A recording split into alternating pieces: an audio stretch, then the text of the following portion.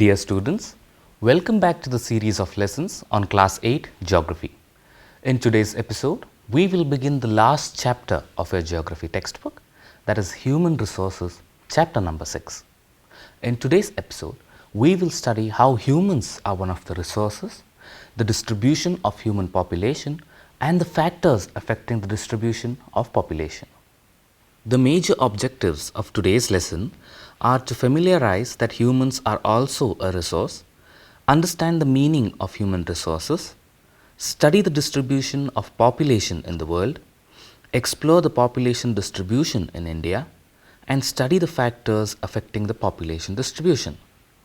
After studying today's lesson, you will be able to explain how humans are the ultimate resource, map the uneven distribution of population in India and the world, and list out the factors that affect distribution of population with examples. Dear students, in the previous chapters, we have studied about many resources. Anything that can be used to satisfy our human need is called a resource. You have studied the different types of resources in chapter 1. Let us quickly recall them again. You studied that resources can be natural or man-made. Natural resources are those resources which are drawn directly from the nature without any modifications. Soil, water, forests, the air we breathe, and our minerals are examples of natural resources. Similarly, man-made resources are those resources that are modified from their original form by humans for their use. All buildings, vehicles, machinery and technology are examples of man-made resources. You have studied that humans are also a resource. Let us understand how and why with the help of a comparison. Forests are a resource because they provide us with wood, fruits, flowers, medicinal herbs, and even fresh oxygen. Machines and vehicles are a resource because they help humans reduce their work, such as a bulldozer, earth mover, washing machine, vacuum cleaner, or a textile mill. Similarly, humans make use of all these resources such as soil, forests, machinery, and vehicles. Thus, humans with their knowledge and ability form the most important resource. You would be wondering, how is that possible? Let us understand with the help of a few illustrations. Suppose your friend has hurt himself on the hand and is bleeding. What would you do? You would do a first aid of your friend using the necessary medicines and equipment from the first aid kit. Now, what if you never knew how to use a first aid kit? Would you be able to help your friend? The first aid kit would become useless if no one knew how to use it. Isn't that right? It is because you knew how to do a first aid, you were able to make the proper use of a first aid kit to help your friend. Thus, the knowledge and skill you possess is a very important resource. Here is another example. Suppose you are playing cricket with your friends and the ball gets stuck on a nearby tree. Now, how will you fetch the ball? You will have to either shake the tree hard enough or climb the tree to fetch the ball. What if you did not have the energy and skill to climb a tree? What if you did not know how to balance your body while climbing the tree? What if you were sick that day? Would you be able to fetch the ball by yourself? Yes, you are right. If you were not fit, healthy and skilled enough to climb the tree, you would not be able to fetch the ball. It is with your skill, fitness and strength that you manage to get the ball. Hence, a fit and healthy body also becomes an important resource. Here is a last example. Suppose you are very interested in reading books. You are fond of visiting nearby libraries. Suppose you visit a library nearby and find that all the books in that library are in a language you do not know nor understand. Would you be able to read the books and understand them? Would you be able to enjoy your time and gain the knowledge from the books? If you knew the language, you could have easily read all the books and understood the knowledge in them. Thus, different skills such as language skills, communication skills, and education are also an important resource which are only found in humans. But humans must be trained and educated to make use of the resources within them. To read a book in a different language, you must first learn the new language. To climb a tree and fetch the ball, you must be fit and healthy. To do a first aid to your friend, you must have the knowledge and skill to use the medicines and equipment. Hence, dear students, not all humans can be called a resource. The term human resources refers to the size of a population of a country with its efficiency, educational qualities, and productivity. Therefore, with proper health facilities, education, and moral values, any human, whether a boy or a girl, can become an important human resource. In the previous chapters, you have studied that forests, minerals, and industries are not equally distributed around the world. For example, iron ore is found in the Chota Nagpur region of India, and also most of the iron and steel industries are located in the same region. Similarly, humans are also not equally distributed around the world.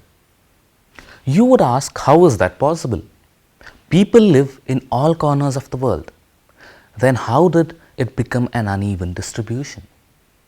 Dear students, for that we have to understand different concepts such as the size of the population, their health, their educational qualities, their standard of living, and etc. Let us understand them one by one. Although people live in all corners of the world, the number of people residing in each region varies country by country. In some countries, you would find that a large number of people reside in a small land, whereas there are no people or very few people in some countries. More than 90% of the world's population resides in about 30% of the world's land surface. Continents such as Asia, Europe, and Eastern North America have a very huge population, whereas continents like Australia and Antarctica have very less population. The way in which people are spread across the Earth's surface is called the pattern of population distribution.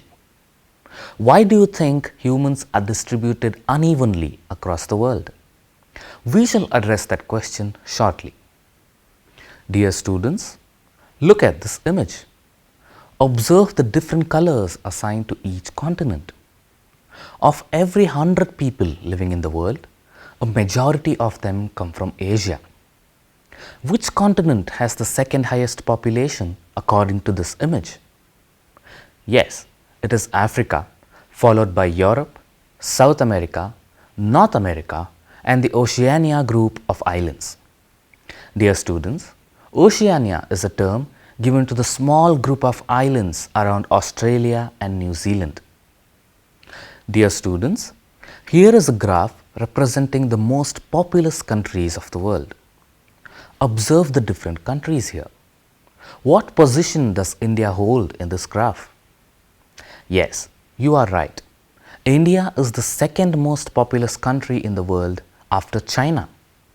Notice how long the graphs of India and China are compared to the other countries.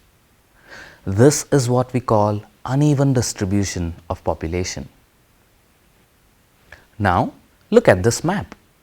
It shows the 10 most populous states in India. Can you identify these states?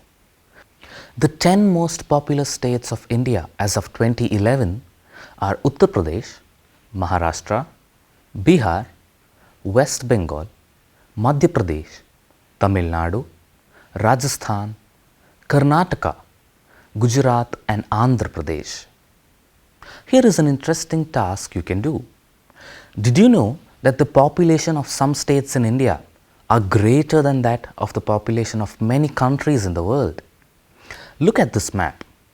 It shows the population of Indian states similar to that of another country in the world. For example, Maharashtra has a population similar to that of the entire country of Japan. Isn't that amazing? Which country's population resembles that of your state? How many countries' population resides in India? Find out with the help of this map. Now you have understood that the population is very unevenly distributed in the world and within India itself. Let us conduct a small observation. Take some groundnuts and put them in a small jar. Now, take the same groundnuts and put them on a wide plate. What do you observe? You will find that the groundnuts were very tightly packed in the jar with very less space between each other. When the same groundnuts were put on a wide plate, they had enough space between each other. Consider the groundnuts to be a population of a country and the jar or plate to be the land it holds. You will find out that if a country has a large population with very less land, it becomes highly crowded, or in other words, it can be called a densely populated country. This concept is called population density. Population density is the number of people living in per kilometer square of the Earth's surface. The average population density of the world is 51 persons. Can you guess the population density of India? It is 382 persons per kilometer square. Now that is a huge number. Why do you think there is such a huge difference between the population density of the world and that of India? In the industries chapter, you studied that there are several factors that affect the location of an industry. Similarly, there are several factors that affect the distribution of population in India and the world. Let us explore them one after the other. The first factor that affects the distribution of population is the topography of that region. If you were given a choice to reside, would you choose the high mountains or reside in the plains and plateaus? Residing in the plains and plateaus would be much more convenient and suitable for a number of activities such as farming and manufacturing. You would also have access to water from nearby rivers. Therefore, you would choose to reside in plains and plateaus rather than the high mountains. Therefore, dear students, topography of a region becomes one of the important factors affecting the distribution of population. Would you choose to reside in the extreme climates of Thar Desert and the cold regions of Ladakh? Or would you prefer places with moderate climate such as Bengaluru, Kochi and Kolkata? Yes, residing in places with extreme climates makes it hard for the people to carry out their day-to-day activities. People would rather prefer to reside in places with moderate climates. Therefore, the climate of a region also becomes an important factor affecting the distribution of population. The next important factor is the type of soil. People would choose to reside in a place which has a soil fit for cultivating different crops, such as in the states of Punjab, Haryana, Uttar Pradesh and Tamil Nadu. People would not want to reside in places having unfertile soil, such as northern Telangana and western Gujarat. Therefore, the type of soil available at the place also becomes an important factor affecting population distribution. Dear students, look at this map. Each dot on this map represents 2 lakh people on the ground. Notice how the dots are spread across the country. Can you notice a dark strip of dots running from Punjab to West Bengal in northern India? Why do you think that the population is so high in this region? Can you relate it with something on the physical map of India? Yes, you are absolutely right. These are the places where the rivers of Indus, Ganga, Yamuna and their tributaries flow. It means that there are more people residing on the banks of rivers which provide supply of water for various purposes. Therefore, the availability of water is also an important factor affecting population distribution. The next important factor affecting population distribution is the availability of minerals. You have studied in chapter 3 that minerals are distributed unevenly over the earth's surface. You will find more people residing in places which are rich in minerals such as coal, petroleum, gold, copper and even iron ore. The Arab countries are rich in petroleum resources, which is why a lot of people started to reside there ever since they were discovered. Dear students, all these factors, that is topography, climate, soil, water and minerals, can be grouped together as geographical factors. There are 3 more factors that affect the distribution of population. One of them is the social factor. Areas with better housing, education and health facilities are densely populated. For example, cities such as Chennai, Hyderabad and Lucknow are densely populated because they offer better housing facilities, good education and health facilities. There are also some places like Haridwar, Varanasi and Puri which are densely populated in India. It is because of their historical, cultural and religious significance they hold. In these cities, the cultural factor is affecting the distribution of population.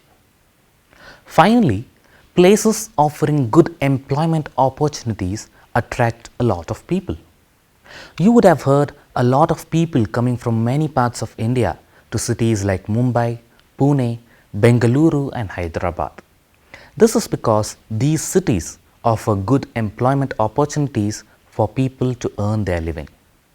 Therefore, the economic factor is the last factor that affects the distribution of population. Dear students, that brings us to the end of this episode. Let us recall what we have learned. Anything that can be used to satisfy the human need is called a resource. Resources can be natural or man-made. Different skills such as language skills, communication skills, education, good health and strength also become important resources which can be found only in humans. But humans must be trained and educated to make use of the resources within them. The term human resources refers to the size of the population of a country along with its efficiency, educational qualities and productivity. With proper health, education and moral values, any human, whether a boy or a girl, can become a valuable human resource. The number of people living across different parts of the world varies country by country. In some countries, you will find a huge population living on a small land, while there are few or no people living in some other countries. The way in which people are spread across the earth's surface is known as the pattern of population distribution. India is the second most populous country in the world next to China. The 10 most populous states in India as of 2011 are Uttar Pradesh, Maharashtra, Bihar, West Bengal, Madhya Pradesh, Tamil Nadu, Rajasthan, Karnataka, Gujarat and Andhra Pradesh. If the population of a country is large but has very less land, then the country becomes very crowded, or in other words, it becomes a densely populated country. This concept is called population density. Population density is the number of people living in per kilometer square of the earth's surface. The average density of population in the whole world is 51 persons per kilometer square and 382 persons per kilometer square in India. There are several factors that affect the population distribution of a region. They are topography, climate, soil, water and minerals, which can be grouped together as geographical factors. Social factors, cultural factors and economic factors are the other factors that affect the distribution of population of a region. Dear students, here is some homework for you. Locate and name the most populous countries in the world on an outline map of the world, which are shown on this graph on page 63 of your textbook and submit it to your teacher. Dear students, here is a list of some cities: Ahmedabad, Shimla, Jamshedpur, Vishakhapatnam, Kohima and the Andaman Islands. Make a list of the cities you would want to reside and not want to reside. Also mention the reason. Write it down in your notebook and submit it to your teacher.